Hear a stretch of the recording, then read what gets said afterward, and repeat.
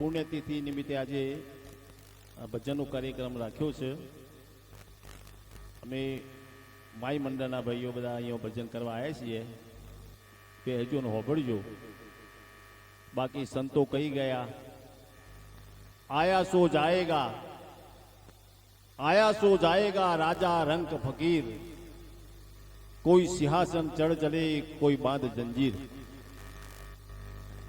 આખા જગતને જીતનારો સિકંદર પણ ગયો ચાલી,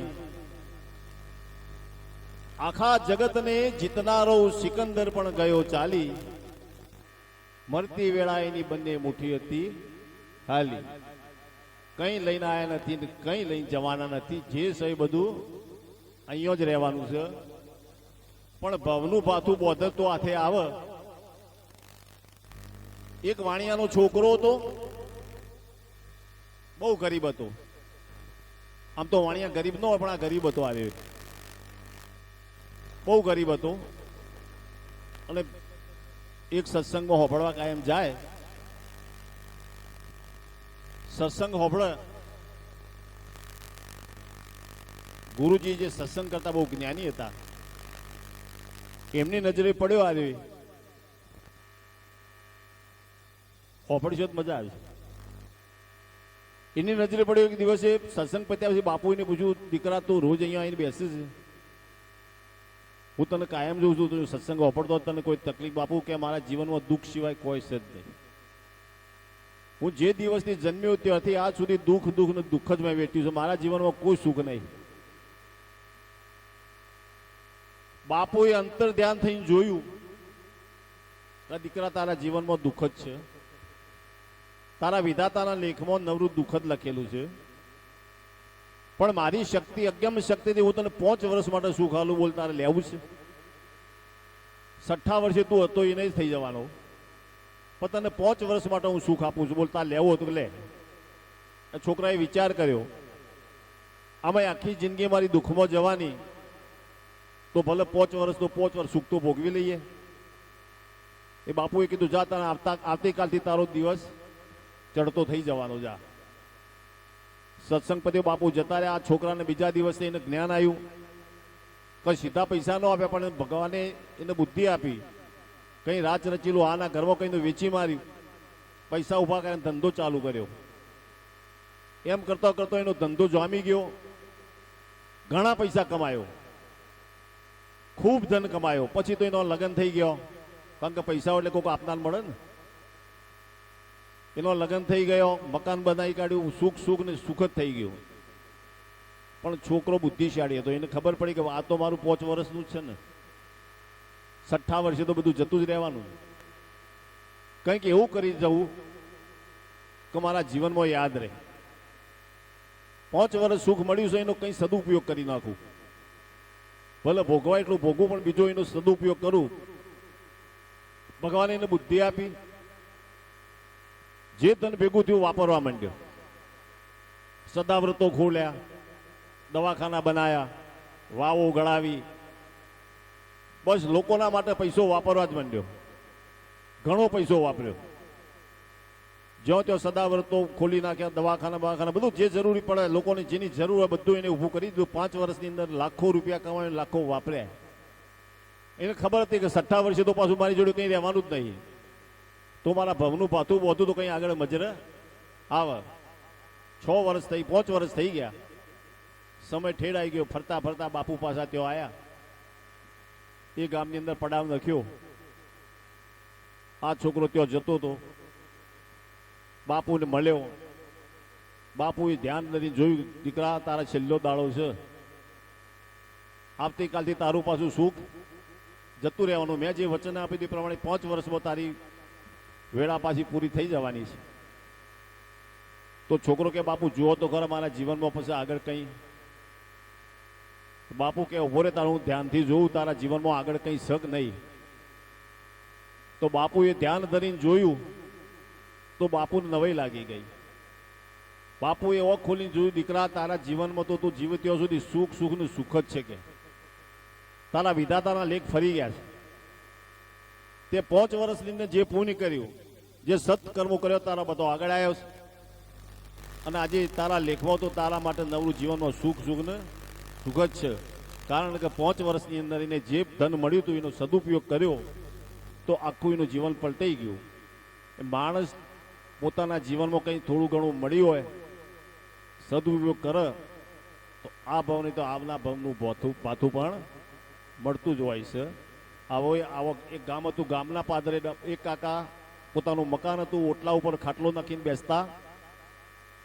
જે કોઈ ગામમાં આવે, જે કોઈ ફેરીઓ આવે, ગમે તે આવે તો જઈને ગામમાં જઈને વળીને આવે એટલે એને પૂછ્યું, લે આ ભાઈ હું વેચવા નીકળ્યો હતો? તો પેલો કે કાકા દાદા કેળો વેચવા નીકળ્યો. કે વેચાણો? કે હા વેચાયા. કશો હોતો નહીં, જા.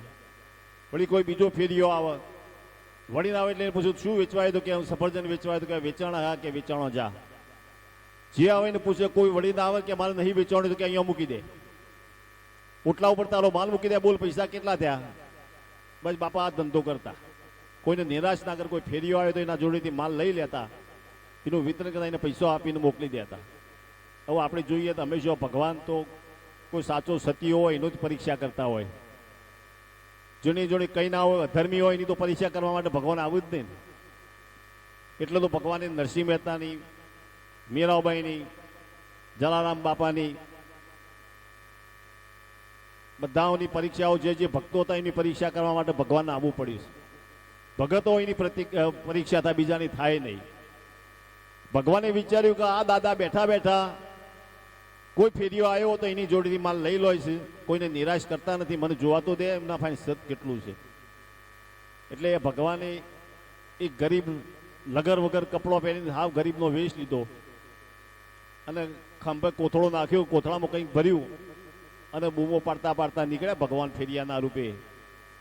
ટૌકા પાડે, લ્યો કોઈ ગરીબી લ્યો કોઈ દુખડા લ્યો.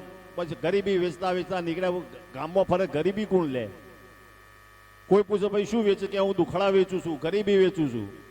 હવે આવું તો કોઈ ગામમાં લે જ નહીં ને. ફરીને વળીને આવ્યો, દાદાએ પૂછ્યું ભાઈ શું વેચે છે? કે હું ગરીબી વેચું છું, કંગાલિયત વેચું છું, દુખડા વેચું છું. એ ગામમાં કોઈને લીધો કે ના? કોઈને ના લીધો. તો મૂકી દે અહીંયા કોથળો મારા ત્યો, લે બોલ કેટલા પૈસા થયા? હવે કંગાલિયત, ગરીબી, દુખડા જે હતા બધાનો કોથળો ભરેલો તો ત્યાં મુકાયો.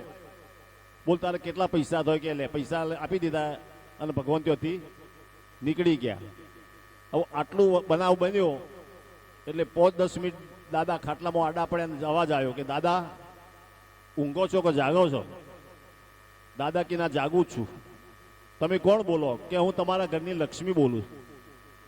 હા બોલો. કે દાદા તમે તમારા ઘરમાં કંગાલી ગરીબી ખરીદી તો હું લક્ષ્મી તમારા ઘરમાં રહી શકું નહીં. મારા ને તમારી કંગાલી ગરીબીને મેળ આવે નહીં. હું તમારા ઘરમાં હું રહીશ નહીં. હું આવું કે જઉં છું. દાદા કે ભલે જઈ શકો છો, તારે તમારી મરજીની વાત. લક્ષ્મીજી ત્યાંથી નીકળી ગયા.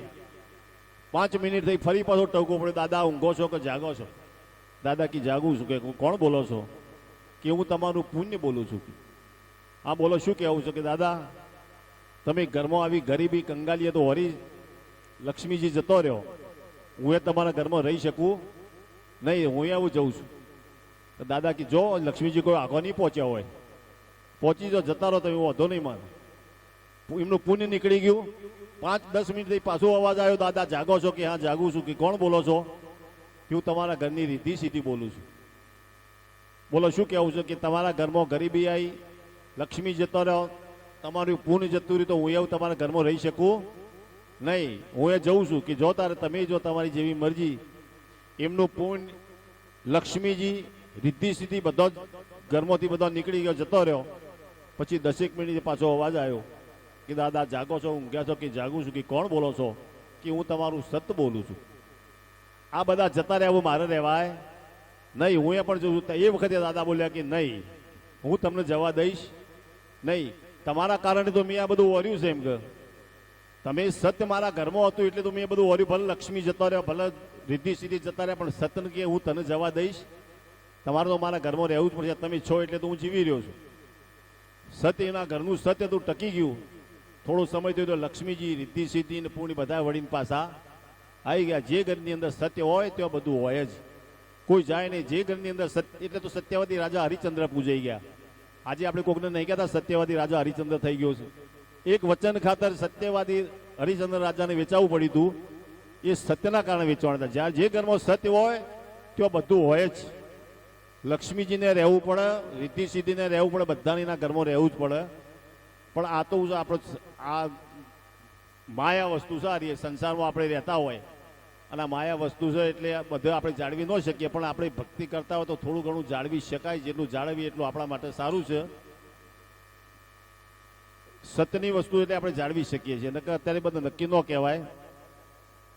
આપણી પોતાનો સ્વભાવ, આપણી જબાન તૂતળી હોય તો ચાલે, પણ તૂસડી ન ચાલે. આપણો સ્વભાવ, આપણી જબાન જો તૂતળી છે તો સમાજ સ્વીકારશે, પણ તૂસડી છે જો નહીં સ્વીકારે, કોઈ નહીં સ્વીકારે આપણને. એટલે પહેલી તો આપણા જીવનમાં, આપણા સમાજમાં આપણી જબાન મહત્વની વસ્તુ છે. કયો કે ભાઈ બધા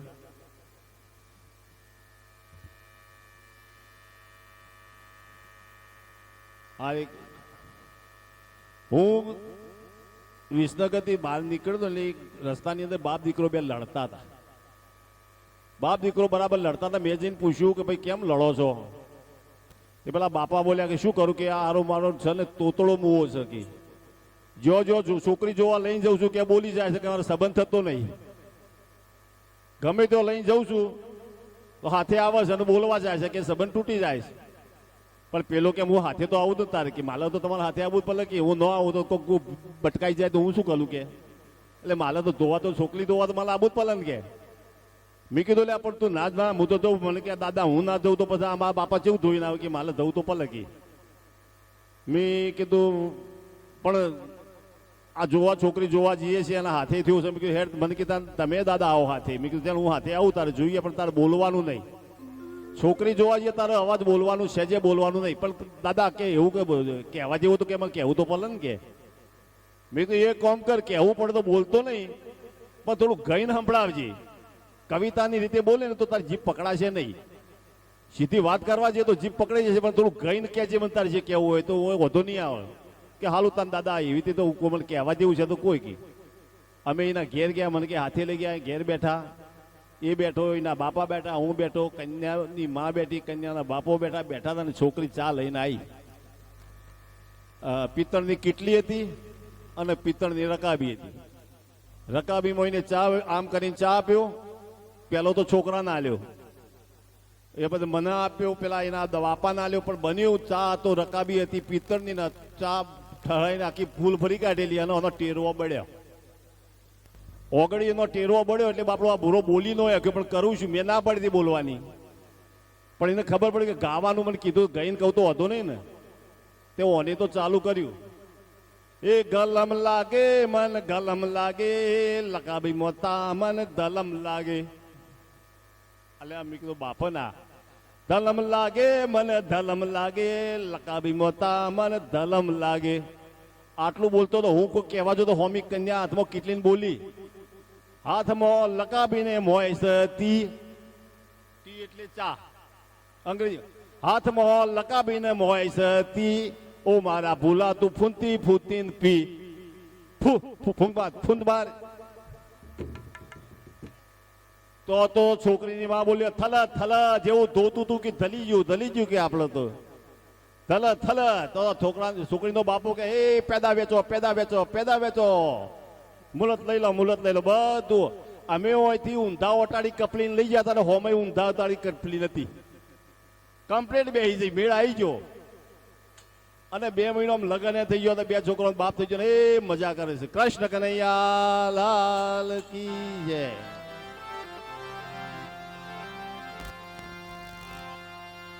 ભાઈના એક ભજન ભાઈઓની પસંદગીથી મને કાયમ કહેતા ભજનો મારું આ ભજન કેમ ભૂલી ગયા.